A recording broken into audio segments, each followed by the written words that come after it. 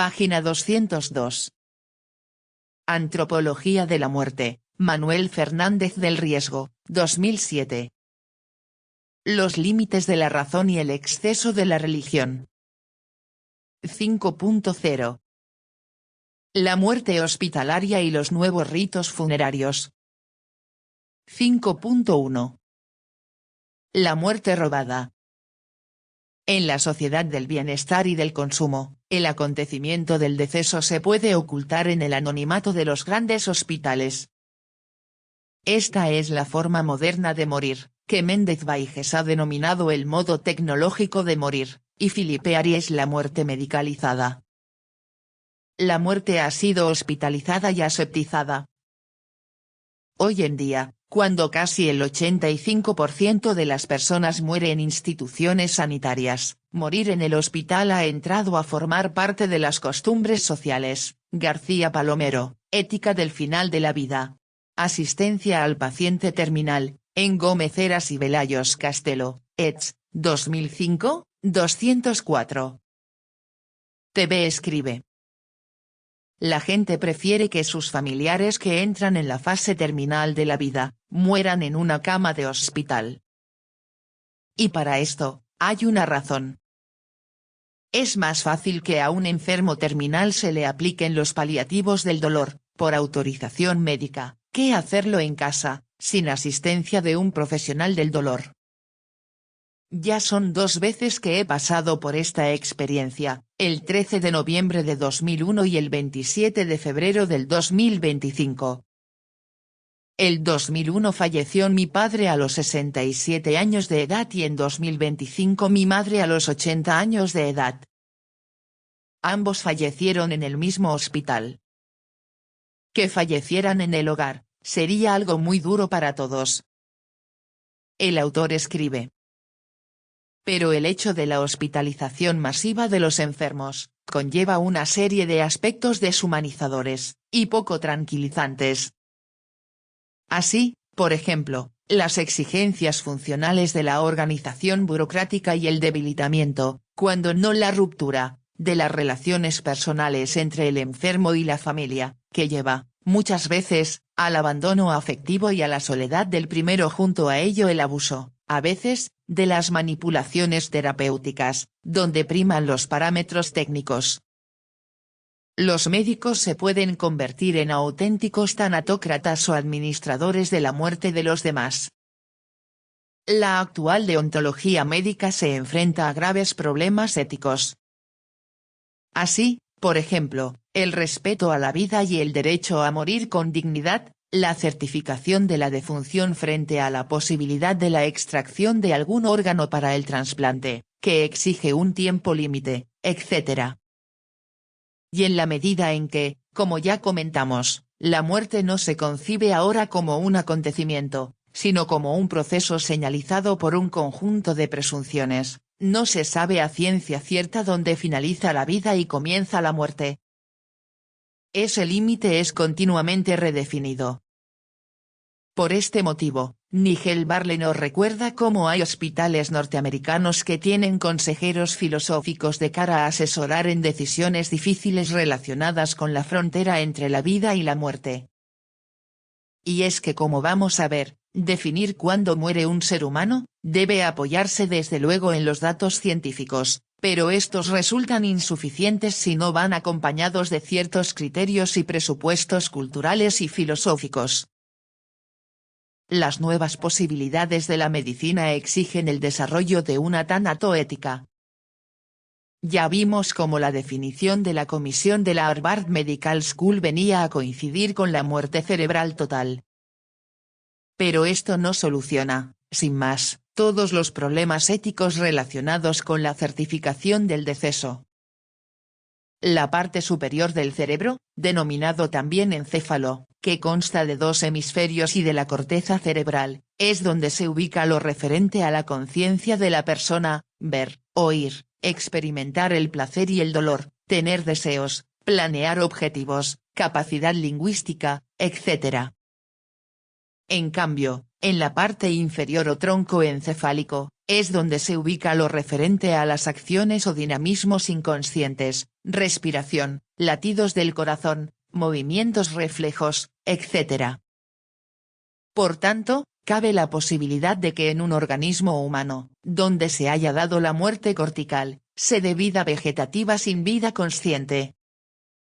Ahora bien, una vez certificada la muerte encefálica o total, según la Comisión de Harvard, se pueden retirar los soportes vitales, que podrían mantener artificialmente las funciones respiratorias y circulatorias, y también proceder a la extracción de órganos. Pero el tema no deja de tener sus dificultades. En primer lugar, parece que la muerte funcional del cerebro va acompañada de la muerte estructural del mismo, destrucción de las células nerviosas. Pero esto no se puede asegurar con absoluta certeza. Se ha dado el caso de muerte funcional encefálica en intoxicados por barbitúricos, que la técnica clínica ha conseguido reanimar. Solo un diagnóstico de la muerte estructural, destrucción tisular, es seguro. Es entonces cuando se puede hablar con total propiedad de coma irreversible. Por tanto, el diagnóstico de Harvard es claro si al hablar de irreversibilidad se supone la muerte estructural. Por otro lado, ¿cuándo podemos hablar de muerte humana? Cuando se da la muerte cortical o destrucción de las células de la corteza, o hay que esperar también a la muerte del tronco encefálico. Si nos atenemos al primer criterio, un paciente en estado vegetativo permanente debería considerarse legalmente como un difunto, aunque no haya perdido ciertas funciones motoras y vegetativas, y ciertos órganos puedan seguir funcionando durante un tiempo. Ha perdido la conciencia o la identidad personal y por ello ha pasado de ser alguien a ser algo. Y esto resultaría muy operativo de cara a la extracción de órganos para el trasplante. No obstante, no hay actualmente ninguna legislación vigente que se contente claramente con este criterio. Recordemos nuestra ley parlamentaria 30.979 a la que ya aludimos. Además, se han registrado casos, es verdad que excepcionales, en los que la muerte del tronco se ha adelantado a la muerte del cerebro superior. Los peligros que esto encierra, de cara a la práctica de la medicina de trasplantes, hace que haya partidarios del criterio de la muerte total. Si entendemos, dicen, al organismo como un todo funcional, su muerte también deberá entenderse como total, y habrá, pues, que esperar a la destrucción de todo el encéfalo. Es entonces cuando no hay inconveniente moral para impedir el aplazamiento artificial de la muerte, y dejar que el proceso del morir siga su curso natural. Pero el problema que ahora se plantea en la práctica médica es, ¿hasta cuándo podemos moralmente mantener con vida artificial al que está cerebralmente muerto, para extraer sus órganos y para la investigación?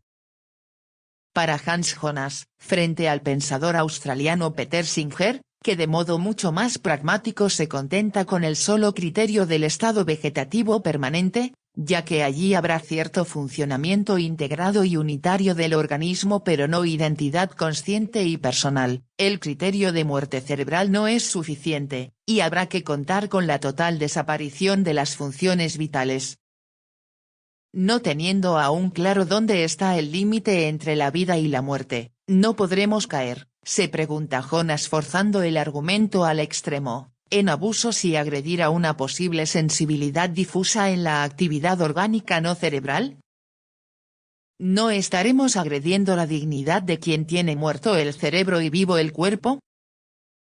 Jonas se preocupa porque ve en el horizonte la posibilidad de abusar del mantenimiento de esa vida simulada.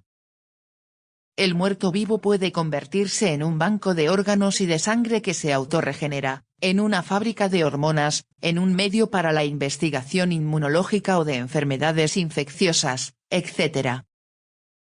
No puede el criterio puramente pragmático acabar cayendo en una abusiva cosificación del cuerpo humano, que se ve ya como un mero despojo y no aún como expresión y rostro del que está muriendo. No estaremos cayendo en un nuevo dualismo antropológico, que destaca como lo más fundamental de la persona un cerebro que maneja el cuerpo como una mera herramienta. la unidad sustancial que nos constituye no reviste de humanidad a nuestro cuerpo, que merece por ello un respeto en el devenir de la muerte, como criterio para poner límite a posibles abusos? En sintonía con esta sensibilidad, Jonas piensa que no es correcto prolongar con apoyo artificial la vida de un cuerpo descerebrado. Claro que esto supone una determinada concepción de lo que es una persona humana, y que todo ser humano tiene el derecho a que lo dejen morir en paz. La polémica está servida y abierta al diálogo y a la revisión, en los que habrá que estar muy atentos a los nuevos datos de la investigación científica. La precisión del diagnóstico sigue siendo una cuestión abierta. Curiosamente Singer nos recuerda dos casos interesantes. El hecho de que mujeres grávidas y cerebralmente muertas hayan podido dar a luz, con el debido apoyo artificial, demuestra que ese cerebro ha seguido generando ciertas hormonas que son necesarias para la regulación de ciertas funciones corporales, sin las que el embarazo no habría llegado a su final feliz.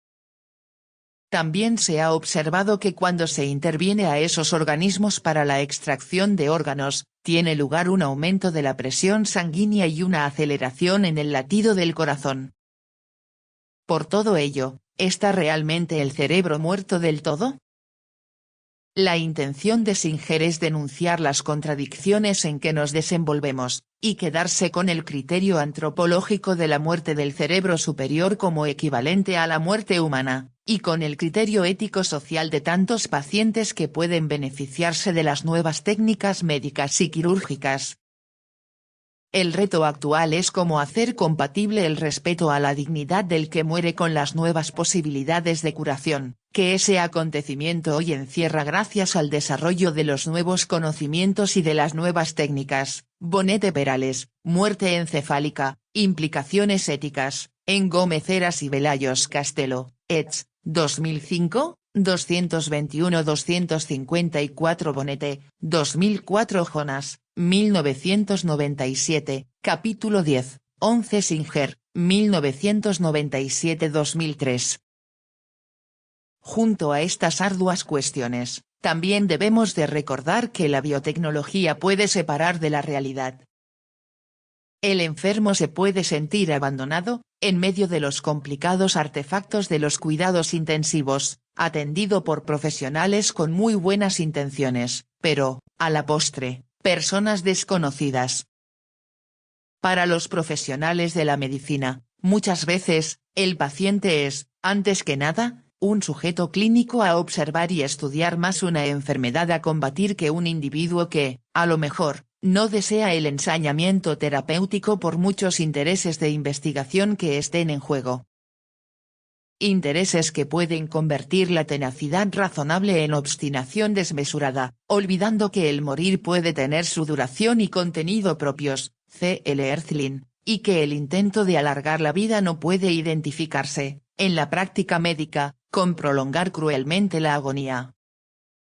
Se pierde así, de alguna manera, el control de la situación, que, en último término, debe corresponder al enfermo y a sus familiares o representantes. Por ello se ha denominado a la muerte hospitalaria la muerte robada, Louis Vincent Thomas. Una muerte de estas características revela graves índices de deshumanización, Elias, 1987, 43-52 a Karin Tussell, La muerte, perspectiva médica, en Hallado, 2005, 84-97. Da la impresión de que la muerte sobreviene al enfermo terminal a través de los aparatos clínicos, percibiéndose como un fracaso técnico, que algún día será vencido. La prolongación mecánica de la vida, implica, muchas veces, desentenderse de otros aspectos del problema, la realidad de los últimos días del enfermo, sus necesidades morales y espirituales. La doctora Kubler-Ross se pregunta si la actitud que encierra ese frecuente abandono hospitalario ya no será la manera de hacer frente y reprimir la angustia que un moribundo o un pariente en estado crítico despierta en nosotros. Kubler-Ross, 1993, 23. Se pierden muchas veces, con esta nueva organización, las posibilidades del profundo encuentro personal que puede conllevar convivir una experiencia límite, como puede ser la muerte de un ser querido. Experiencia que puede hacernos tocar fondo y tomar conciencia, en la solemnidad de esos momentos, del misterio que encierra la vida. Vallejo Nájera, 1990, 205-206. Se pierde la posibilidad de la muerte como una de las experiencias humanas que puede tener mayor carga existencial. Junto a ello, tenemos que recordar que la desigualdad de oportunidades de nuestra sociedad también afecta al morir. Cada vez son mayores los recursos para prolongar la vida, pero no todos tienen las mismas posibilidades de acceder a ellos. Y las diferencias se agrandan si la comparación es entre nosotros y los pueblos del tercer mundo, donde las expectativas de vida se recortan escandalosamente.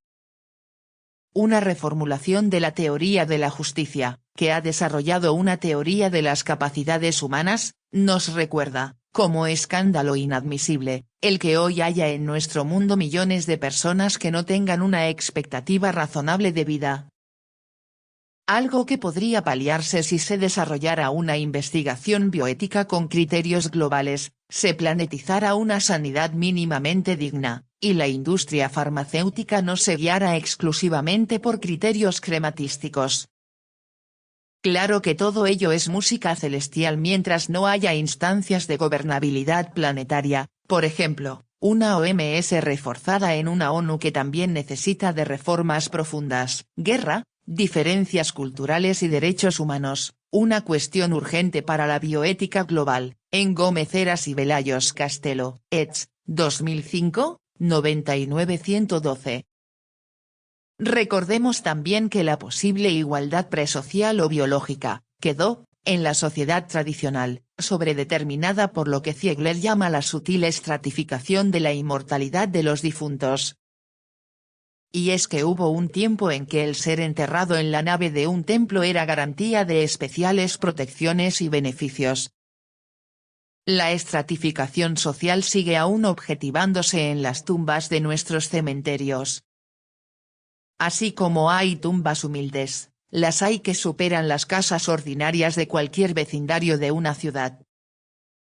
Además, en la sociedad capitalista está desapareciendo, como observa Ziegler, un contenido semántico autónomo de la muerte. La muerte es simplemente el estado de no producción y de no consumo. El difunto es simplemente lo desaparecido. Si intentáramos una tanatosemiología de nuestro lenguaje y comportamiento simbólico, descubriríamos su extraordinaria pobreza en comparación con otras culturas. Como no podemos excluir la muerte de un modo definitivo, intentamos exorcizarla, denominándola con otros nombres. Así se suelen utilizar expresiones y circunloquios como fin del camino terreno, dar la vida, separarse, marcharse, partir de aquí, el abuelo que en paz descanse, se fue en la operación, etc. Esta reducción y empobrecimiento simbólico se observa esencialmente en relación al duelo y los funerales. Nos da la impresión de que, a veces, se quiere salir del paso con un ritual rápido, atendido por una eficiente burocracia de profesionales, que funcionan eficazmente e incluso se puede acabar con la aséptica incineración.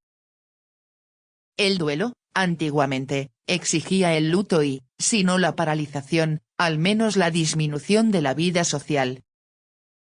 Y no digamos en las culturas primitivas. El velorio. Todavía a principios del siglo XX la muerte era un hecho social y público. De tal manera que la muerte de una persona alteraba o modificaba, por un tiempo, el ritmo de la vida cotidiana del grupo social que se veía afectado por el deceso. Pero en la actualidad, el rito y la celebración van debilitándose, cuando no quedan en manos de expertos y profesionales. La familia ya no se encarga de amortajar al cadáver y recibir las visitas de duelo en el hogar, para eso está el tanatorio, que hace las cosas más cómodas, y si cabe, las simplifica. En este sentido, como puntualiza Louis Vincent Thomas, especialización y desocialización se complementan. A esta disminución simbólica también coadyuvan las necesidades económico-laborales. Hay que incorporarse rápidamente a la vida cotidiana. Pero este aferrarse despiadadamente a la vida normal, a la vida diaria, encierra mala fe, huida inauténtica de la muerte. El dolor debe ser disimulado y quedar recluido en la intimidad.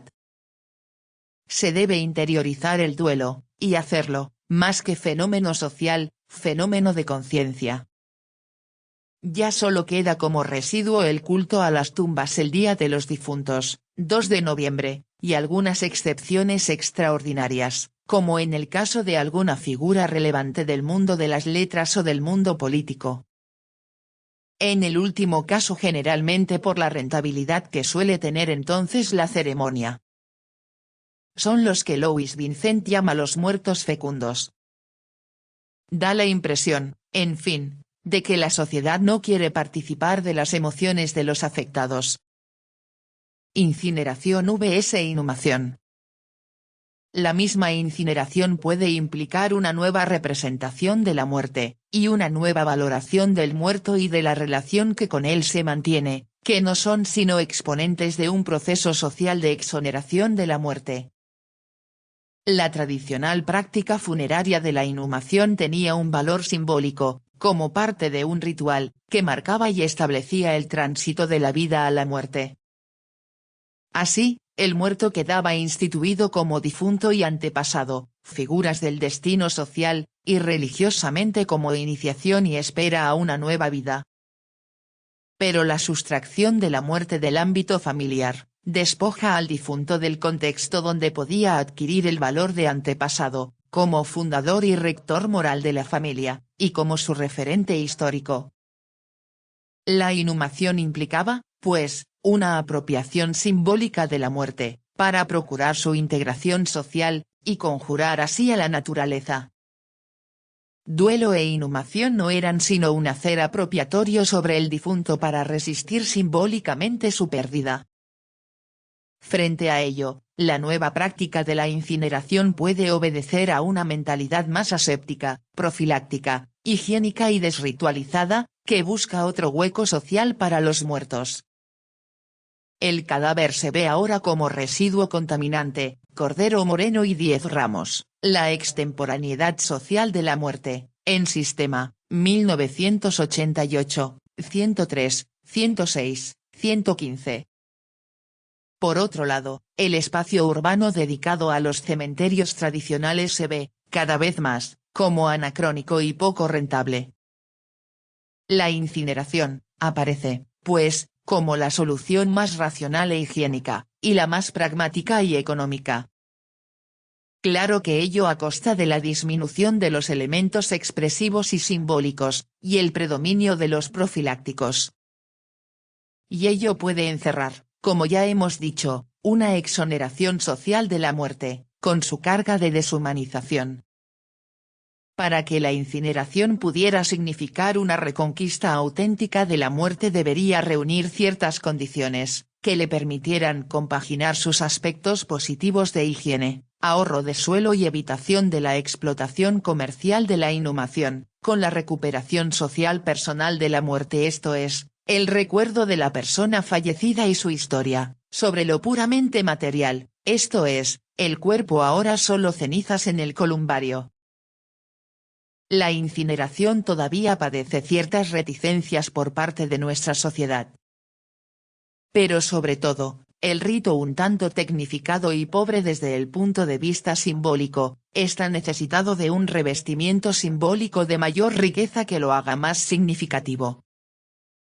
Aún no se ha inventado el ritual propiamente dicho, que podría relacionarse con el símbolo del fuego, que es calor, luz, purificación, conocimiento. Thomas, 1991, 132.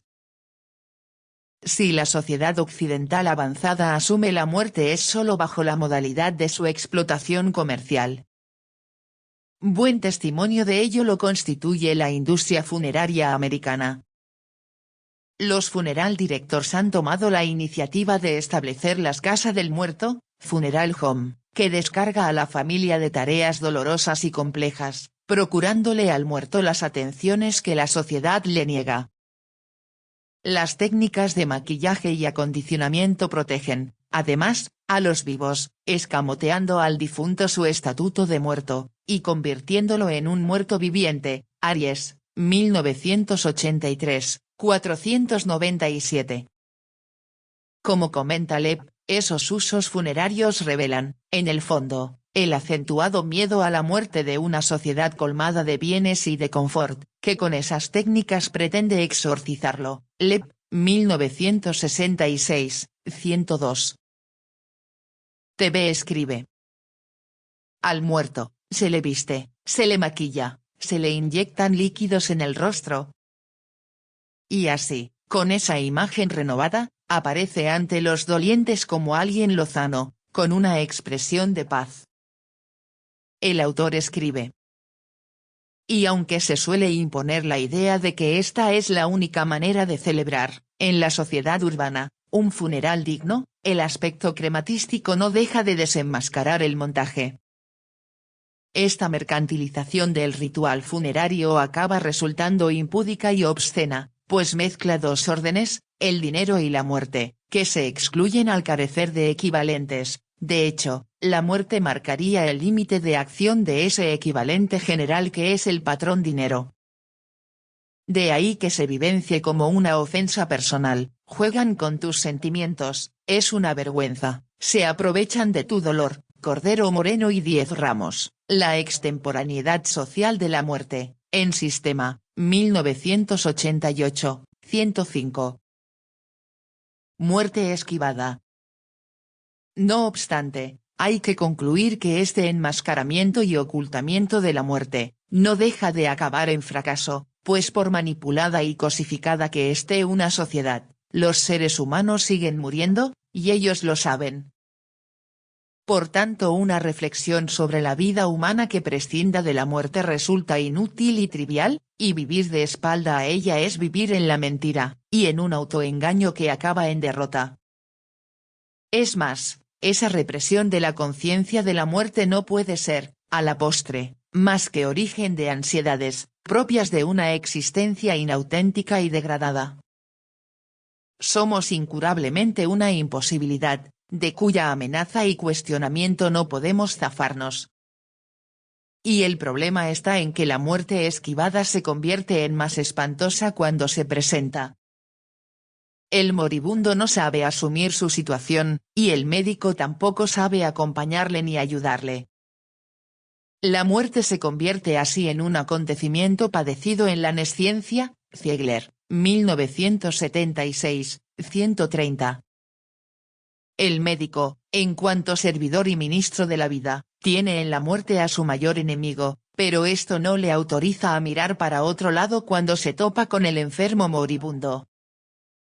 La huida del médico puede ser fruto de una represión de su propio miedo angustioso a morir. Y el enfermo terminal que se da cuenta de que están engañándolo puede sumergirse en una amarga soledad, y verse embargado por un sentimiento de burla y de abandono. Pues el enfermo probablemente lo que desea es compartir lo que vive y experimenta ante la proximidad de la muerte. En Netzel, 1996, 43. Por esta razón urge ampliar la tradicional concepción del centro hospitalario cuyo fin era, hasta ahora, diagnosticar y curar al enfermo. Hace falta contemplar también como una de sus finalidades el saber acompañar al moribundo, para de esa manera humanizar la muerte. Medicina tanatológica. Hoy, afortunadamente, está emergiendo una nueva sensibilidad en la práctica de la medicina, que está recabando para esta última nuevas posibilidades y responsabilidades. La labor terapéutica del médico debe contemplarse como un medio para que el paciente sea coprotagonista de su propia curación. Un proceso en el que deben estar implicados el enfermo como sujeto responsable, y el médico como elemento colaborador. Polaino Lorente, 1997. Se trata de un proceso de rehabilitación donde, junto a factores biológicos y medios clínicos, juegan también otros factores, psicológicos, morales, espirituales, que deben ser tenidos en cuenta. Y cuando la sanación ya no sea viable, o se presente como muy improbable, y se recorte en el horizonte existencial del enfermo, de modo más o menos inmediato, la posibilidad del morir, la situación debe ser asumida por este último, y el médico, y el personal sanitario en general, deben ser también una ayuda activa en esa difícil empresa. Hoy estamos necesitados de una medicina con humanidad, que, entre otras cosas, prepare a los profesionales de la salud para ser coprotagonistas de una humanización de la muerte. Podríamos hablar, aunque la expresión resulte paradójica, de una medicina tanatológica, que intente contemplar la muerte, no solo como el fracaso o la derrota del galeno, sino como una última y sorprendente oportunidad de humanización y encuentro personal. En este sentido hoy se plantea una ética del final de la vida, que exige, por parte del personal sanitario, asumir tres obligaciones fundamentales. Primera. Obligación de no hacer daño. No todo lo que se puede hacer se debe hacer. Los medios técnicos sanitarios deben ser aplicados siempre que sean eficaces de cara a una posibilidad razonable de curación, y si no, para paliar, en la medida de lo posible, los sufrimientos inútiles. Si no es así, la actuación del personal sanitario se convierte en fútil. Aunque reconocemos que la medicina no es una ciencia exacta, y aquí se imponen, junto a los criterios científicos, el juicio moral y la prudencia que se alimenta de la propia experiencia clínica. Decisión muchas veces difícil de tomar, y en la que deberían tener un papel activo todos los coprotagonistas de la situación, siempre que sea posible. Segunda. Obligación de respetar la autonomía moral de los enfermos. Aquí debería jugar su papel el consentimiento informado del paciente, en función de su autonomía y responsabilidad, es decir, de su dignidad personal. En la medida de lo posible se deberá de evitar el paternalismo de la llamada representación de la comedia a base de las clásicas verdades a medias y mentiras piadosas, que, como una compasión o amor mal entendidos, impiden al moribundo la muerte auténtica, que exige del mismo ser sujeto libre y responsable de su propia situación límite. Como en la vida, también en la proximidad de la muerte la persona tiene derecho a deliberar y decidir de modo lúcido y responsable, es decir, también tiene derecho a vivir libremente la verdad. Si no es así se comete un acto de injusticia para con su autonomía y dignidad, arrebatándosele la obligación moral de apropiarse su propia muerte como su último acto de libertad. Tercera. Obligación de proporcionar cuidados paliativos. La obligación de cuidar al paciente debe ir más allá de los límites de la curación, y continuar cuando entre en una fase irreversible y terminal, procurando la máxima calidad de vida, respetando las preferencias del enfermo al respecto, y el modo de morir que haya expresado. Los cuidados paliativos deberán ir presididos por el principio de proporcionalidad o de doble efecto, de tal modo que el saldo sea favorable de cara a paliar el dolor, frente a posibles consecuencias implícitas o colaterales negativas. Es decir, se debe buscar intencionalmente el bien del paciente. Gómez Heras, Consentimiento informado y autonomía moral. García Palomero, Ética del final de la vida. Asistencia al paciente terminal, en Gómez Heras y Velayos Castelo, 2005, 257 271 205 215. Si ya no hay remedio, al menos, el sufrimiento físico puede reducirse tremendamente. Naturalmente la aplicación de estas obligaciones o principios exigen tacto, conocimiento de la personalidad del enfermo, y un suficiente nivel de comunicación con el mismo. Lo ideal es que se apliquen evaluando la madurez intelectual y emocional del paciente, y sus creencias y actitudes más fundamentales. Si no es así, queriendo beneficiar al paciente, se le puede hacer daño. Y desde luego, Comunicación, solidaridad y amor son elementos imprescindibles para vivir la verdad junto al lecho del moribundo, para comprender sus angustias, sus impotencias y sus esperanzas. Solo así se sentirá acompañado, compadecido y amado, en esa irrenunciable tarea de vivir su propia muerte, como tal vez su posibilidad última y suprema. La psicoanalista Marie de Ennecel, que trabaja en centros hospitalarios, nos da un testimonio muy aleccionador de cómo el enfermo puede acabar por descubrir la libertad de aprehenderse a sí mismo, convirtiendo el tiempo que precede a la muerte en una inmejorable ocasión para la realización personal, que tienen mucho que ver con la comunicación, la puesta en común, el perdón y el amor. La experiencia de esta profesional es que prepararse para morir es básicamente profundizar al máximo las relaciones con los demás, aprender a abandonarse. Ennecel, 1996, 35. El paciente debe estar enterado de su situación. Frente a la deshumanización hospitalaria se ha reaccionado, afortunadamente, con investigaciones e iniciativas que quieren reivindicar, en la teoría y en la práctica, la dignidad del moribundo, y las posibilidades humanizadoras de la muerte para sus coprotagonistas. Con todo ello se busca una cierta rehabilitación de la muerte. Se trata de no ocultar la muerte, sino enfrentarse con ella, valorándola como un paso natural de la vida, y ayudar al moribundo a morir con dignidad. Es más, el moribundo puede adquirir un protagonismo especial, y convertirse en testigo y maestro de la vida, aportando profundas enseñanzas para los que le acompañan. En el proceso del morir se puede establecer una relación mutuamente enriquecedora entre el moribundo y los que le van a sobrevivir, convirtiéndose, entonces, en una ocasión u oportunidad única y excepcional. Un testimonio profundo, entrañable y conmovedor es el del profesor Mitch Albom. Comparece.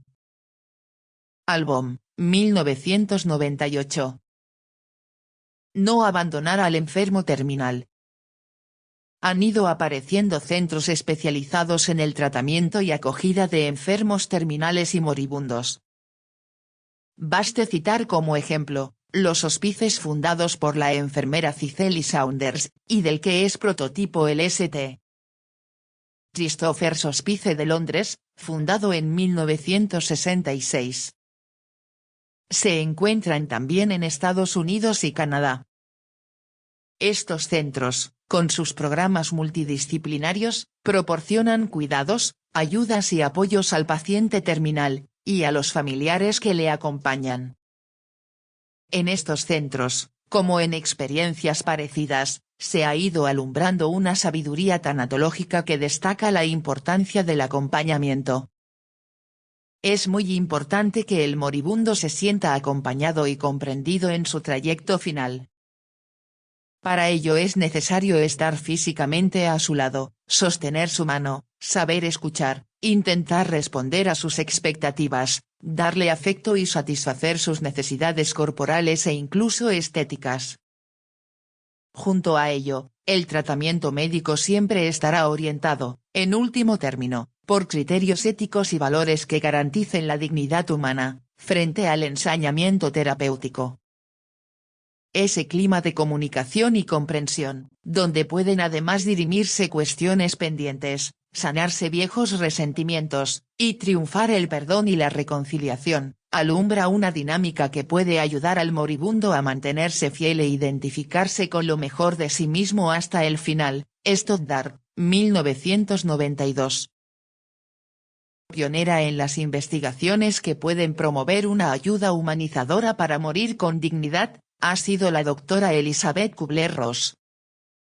Estudió medicina en Zúrich, y en 1959 se trasladó a Estados Unidos.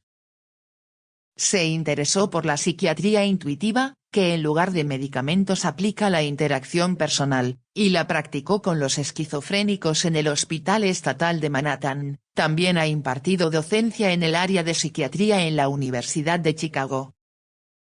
fue precisamente el Departamento de Psiquiatría del Billings Hospital de la Universidad de Chicago el que proporcionó los medios para el seminario que la doctora Kubler-Ross llevó a cabo, sobre la base de entrevistas a pacientes terminales. En estas entrevistas la doctora adoptó una actitud discente, pues esperaba aprender más que enseñar, acerca de las etapas finales del vivir, con las angustias, temores y esperanzas que les acompañan. Ella ha confesado que estos pacientes han sido los mejores maestros que he tenido en su vida. Se tenía una entrevista con un paciente terminal en cada sesión del seminario.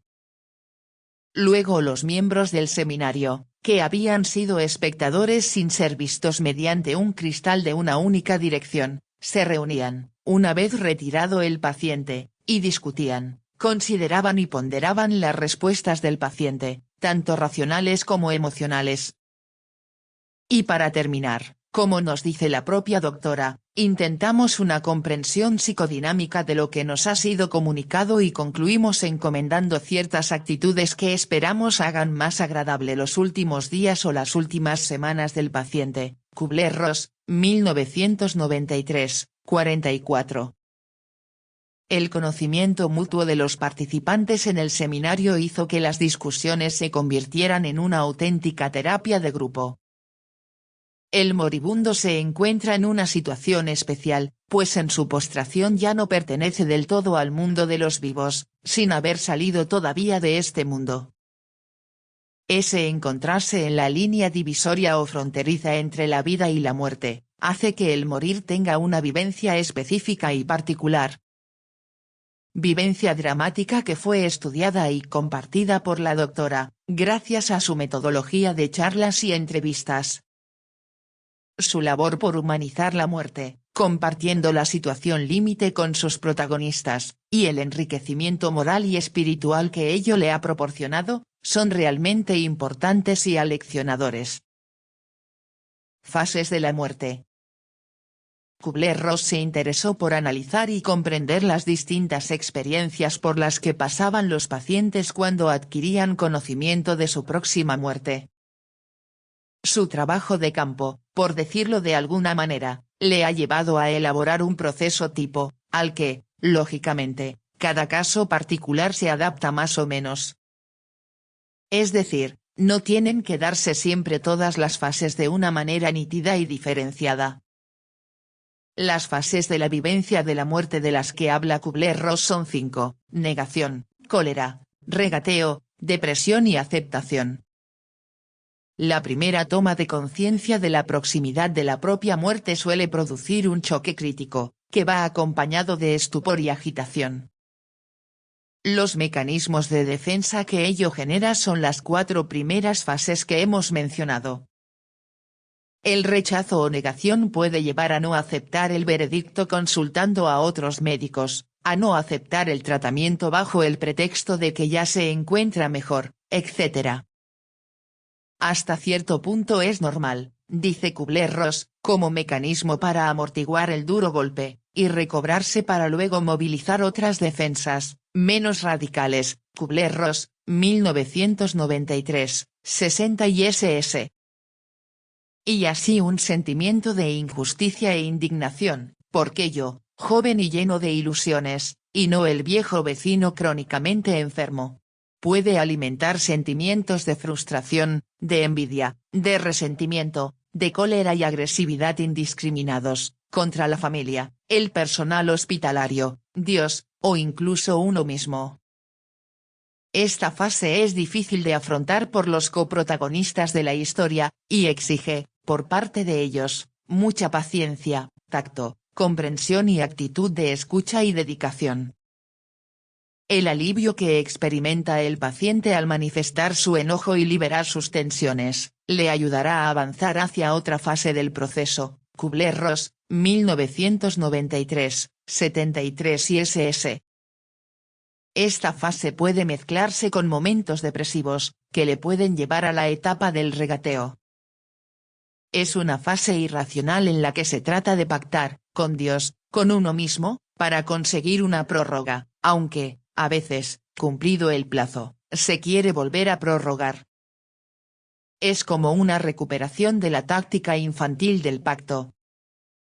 Todos nos hemos propuesto de niños ser buenos o cumplir determinadas acciones a cambio de algo que deseamos, o para zafarnos de un castigo. En realidad, el pacto es un intento de posponer los hechos, incluye un premio a la buena conducta, además fija un plazo de vencimiento impuesto por uno mismo, por ejemplo, otra actuación, la boda del hijo, y la promesa implícita de que el paciente no pedirá nada más si se le concede este aplazamiento. Kubler-Ross, 1993, 113. Si la enfermedad sigue su curso, se entrará en la siguiente fase, la depresiva. En ella predomina una sensación de pérdida. Pérdida que puede tener que ver con el empleo, la integridad física, y la ausencia de personas queridas. Es la hora de la terapia del silencio. El paciente sabe que se aproxima la hora de la despedida de tantas cosas y personas queridas. Es importante que exprese y desahogue su dolor en nuestro acompañamiento. No hace falta muchas palabras, sino más bien pocas o ninguna.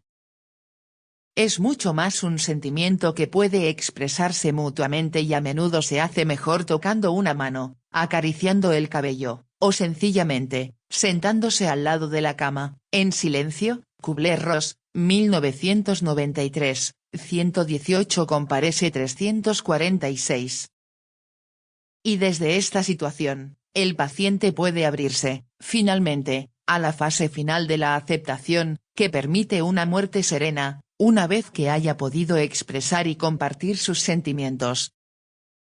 La humanización de la muerte que propone Kubler-Ross consiste, básicamente, en saber acompañar y comprender al paciente, porque la experiencia compartida nos ha enseñado las fases por las que pasa el enfermo, y a saber de sus sentimientos, de sus soledades, y de sus temores, angustias y desesperanzas, que también pueden ser los nuestros. La comunicación, el perdón y el amor pueden ayudar a una cierta aceptación serena de la muerte.